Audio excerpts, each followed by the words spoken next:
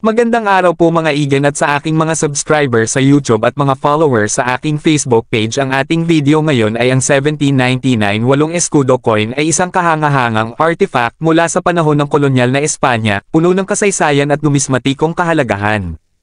Ang gintong barya na ito ay pinanday sa iba't ibang kolonya ng Espanya sa Amerika, tulad ng Mexico, Peru, at Colombia, at nagkaroon ng mahalagang papel sa mga ekonomiya ng mga rehiyon na ito noong huling bahagi ng ika-18 siglo. Konteksto ng kasaysayan. Ang 1799 walong escudo coin ay ginawa sa ilalim ng pamumuno ni Haring Charles IV ng Espanya, na namuno mula 1788 hanggang 1808. Ang barya ay sumasalamin sa kapangyarihan at saklaw ng Imperyong Espanyol, na sa panahong iyon ay umaabot sa malawak na teritoryo sa Amerika, na may impluwensya sa kalakalan at komersyo sa buong mundo. Disenyo at mga tampok. Obverse ang harapan ng barya ay karaniwang nagtatampok ng larawan ni Haring Charles IV, na ipinapakita sa estilong neoclassical na popular noong panahon iyon. Ang busto ng monarka ay napapalibutan ng mga inscription na kasama ang kanyang pangalan at titulo, Carolus IV Dei Gratia, Charles IV sa pamamagitan ng grasya ng Diyos, kasama ang taon ng pagkakagawa, 1799. Reverse ang likurang bahagi ng barya ay nagpapakita ng coat of arms ng Espanya, isang simbolo ng kapangyarihan at awtoridad ng monarkiya. Ang masalimuot na disenyo ay kinabibilangan ng Royal Shield, pinalilibutan ng mga haligi ni Hercules at pinalamutian ng iba't ibang heraldikong simbolo.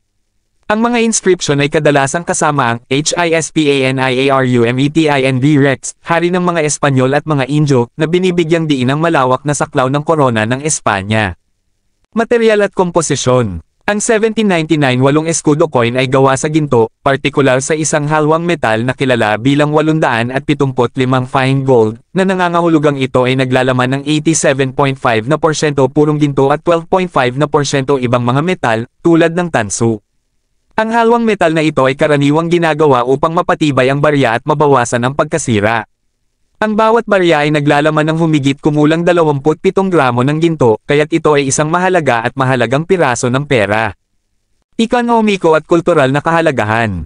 Ang walong escudo coin, na madalas tinatawag na onza, ay mataas ang halaga dahil sa nilalaman nitong ginto at isang mahalagang bahagi ng ekonomiya ng kolonya.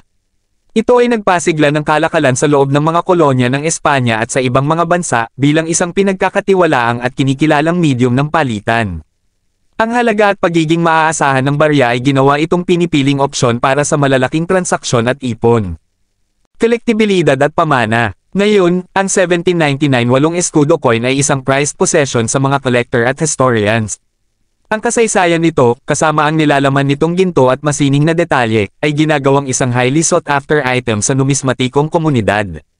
Ang mga collector ay pinapahalagahan ang barya hindi lamang sa material na halaga nito kundi pati na rin sa kwentong isinasalaysay nito tungkol sa impluwensya ng Imperyong Espanyol at mga dinamikong ekonomiko ng panahon ng kolonya.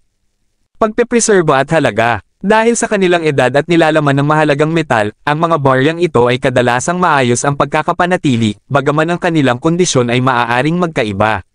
Ang mga barya na nasa mint o malapit sa mint na kondisyon ay maaaring magbenta ng malalaking halaga sa mga auction, lalo na ang mga may malinaw na detalye at minimal na pagkasira. Ang halaga ng barya ay naaapektuhan ng mga salik tulad ng rarity, kontekstong pangkasaysayan, at demand sa mga collector. Conclusion. Ang 1799 walong escudo coin ay higit pa sa isang piraso ng pera. Ito ay isang bintana sa isang lumipas na panahon na sumasalamin sa karangyaan at saklaw ng Imperyong Espanyol.